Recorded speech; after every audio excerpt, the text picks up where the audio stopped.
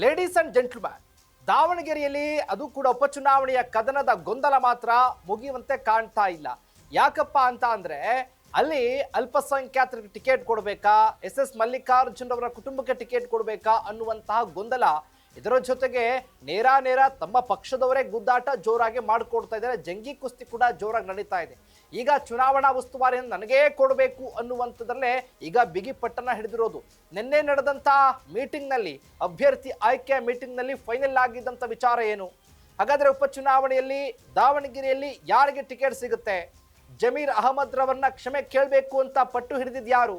ಇದೇ ಫೋಕಸ್ನ exclusive story, ಮುಗಿಯದ ಗೊಂದಲ. ಎಸ್ ವೀಕ್ಷಕರೇ, ನೆಲ ಜಲ ಭಾಷೆಗಾಗಿ ಪ್ರಾಮಾಣಿಕ ಪತ್ರಿಕೋದ್ಯಮ. ನೀವು ನೋಡ್ತಾ ಇದ್ದೀರಾ ಫೋಕಸ್ ಟಿವಿ. ನಾನು ಶಿವು ರಾನರಾಪುರ. ಇವ್ ಪಕ್ಷ ಅಂತ ಹೈಕಮಾಂಡ್ ಕಾಂಗ್ರೆಸ್ ಪಕ್ಷ ಯಾವಾಗ್ಲೂ ಎಲ್ಲರಿಗೂ ಸರಿ ಸಮಾನವಾಗಿ ಒಯ್ಯಂತ ಪಕ್ಷ.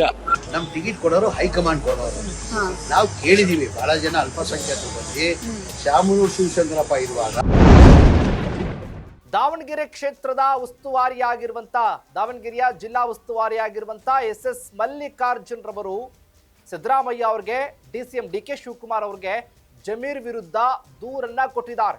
ನಮ್ಮ ಕ್ಷೇತ್ರಕ್ಕೆ ತಲೆ ಹಾಕಬಾರ್ದು, ನಮ್ಮ ಕ್ಷೇತ್ರದಲ್ಲಿ ನಾವೇ ಲೆಕ್ಕಾಚಾರ ಹಾಕಿ ಚರ್ಚೆ ಮಾಡಿ ಏನು ಸಮಸ್ಯೆಗಳಿದ್ದದನ್ನು ಗೊಂದಲವನ್ನ ಇತ್ಯರ್ಥ ಮಾಡ್ಕೊಳ್ತೀವಿ.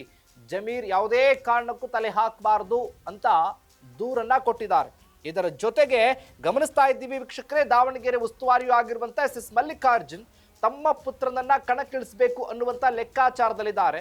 ಇಲ್ಲ ಅಲ್ಪಸಂಖ್ಯಾತರಿಗೆ ಈ ಬಾರಿ ಟಿಕೆಟ್ ಕೊಡಿಸ್ಬೇಕು ಅಂತ ಜಮೀರ್ ಅಹಮದ್ ಖಾನ್ ಕೂಡ ಹೋರಾಟ ಮಾಡಿದ್ರು. ಇದು ಜಂಗಿ ಕುಸ್ತಿಗೆ ಕಾರಣ ಕೂಡ ಆಗಿತ್ತು. ಅಲ್ಪಸಂಖ್ಯಾತರು ಸಿಡಿದಿದ್ದಿದ್ರು. ಪ್ರತ್ಯೇಕವಾಗಿ ಪ್ರೆಸ್ ಮೀಟ್ ಮಾಡಿ ಜಮೀರ್ಗೆ ಕ್ಷಮೆಯನ್ನ ಕೇಳಬೇಕು ಎಸ್ ಮಲ್ಲಿಕಾರ್ಜುನ್ ಅಂತ ಆಗ್ರಹಿಸಿದ್ರು.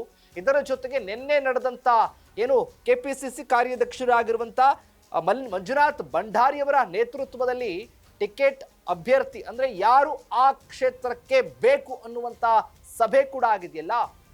ಅದಾದ ನಂತರದಲ್ಲಿ ಎಸ್ ಮಲ್ಲಿಕಾರ್ಜುನ್ ಬಿಗ್ಯಾದ ಪಟ್ಟನ್ನ ಹಿಡಿದಿರೋದು.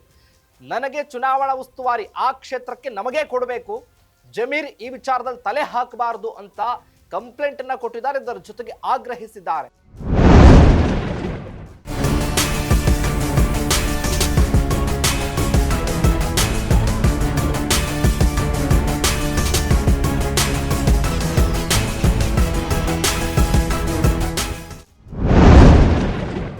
ಈಗ ಜಮೀರ್ ಬೆಂಬಲಿಗರು ಅಂದ್ರೆ ಅಲ್ಪಸಂಖ್ಯಾತರು ಅಲ್ಲಿ ಜಮೀರ್ ಅವರನ್ನ ನೇರವಾಗಿ ಕ್ಷಮೆ ಕೇಳಬೇಕು ಒಂದು.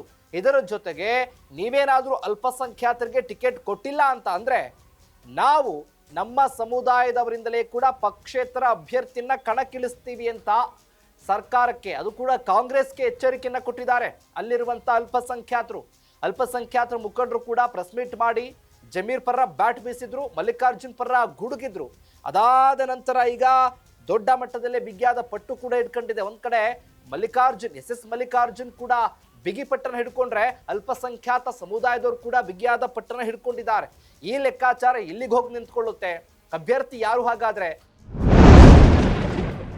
ಶಾಮನೂರು ಶಿವಶಂಕರಪ್ಪ ಇರುವಾಗ ಇದು ನನ್ನ ಕೊನೆ ಚುನಾವಣೆ. ಅದಾದ್ಮೇಲೆ ಅಲ್ಪಸಂಖ್ಯಾತರಿಗೆ ನಾನೇ ನಿಲ್ಸಿ ಗೆಲ್ಸ್ಕೊಂಡ್ ಬರ್ತೀನಿ ಅಂತ ಹೇಳಿದ್ರಂತೆ. ಆ ಹಿನ್ನೆಲೆಯಲ್ಲಿ ಬಹಳ ಜನ ನಂತ ಬಂದು ನಮ್ಮ ಅಲ್ಪಸಂಖ್ಯಾತರು 80,000 ವೋಟ್ ಇದೆ. ಈ ಲೆಕ್ಕಾಚಾರ ಇಲ್ಲಿ DCM DK ಶಿವಕುಮಾರ್ ಹಾಗೆ ಸಿದ್ದರಾಮಯ್ಯನವರು ಕೂಡ ಎಸ್ ಮಲ್ಲಿಕಾರ್ಜುನ್ ರವರಿಗೆ ಉಸ್ತುವಾರಿಯನ್ನ ಕೊಡೋದಕ್ಕೆ ನಿರ್ಧಾರವನ್ನ ಮಾಡಿದ್ದಾರೆ ಅನ್ನೋದು ಕೂಡ ಗೊತ್ತಾಗ್ತಾ ಇದೆ.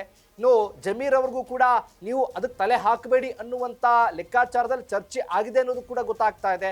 ಹಾಗಾಗಿ ಅಲ್ಪಸಂಖ್ಯಾತ ಸಮುದಾಯವನ್ನ ಸಿಡಿದೆದ್ದಿರುವಂತ ಈ ಸಂದರ್ಭದಲ್ಲಿ ಆ ಸಮುದಾಯವನ್ನ ಓಲೈಸ್ತಾರಾ, ಮನವೊಲಿಸುವಂತ ಕೆಲಸ ಆಗುತ್ತಾ, ಏನಾಗುತ್ತೆ ಕಾಂಗ್ರೆಸ್ನಲ್ಲಿ? ಕಾದು ನೋಡೋಣ. ಇದಾಗಿತ್ತು ಫೋಕಸ್ನ ಎಕ್ಸ್ಕ್ಲೂಸಿವ್ ಸ್ಟೋರಿ, ಮುಗಿಯದ ಗೊಂದಲ. ಎಸ್ ವೀಕ್ಷಕರೇ, ನೆಲ ಜಲ ಭಾಷೆಗಾಗಿ ನೋಡ್ತಾ ಇರಿ ಫೋಕಸ್ ಟಿವಿ.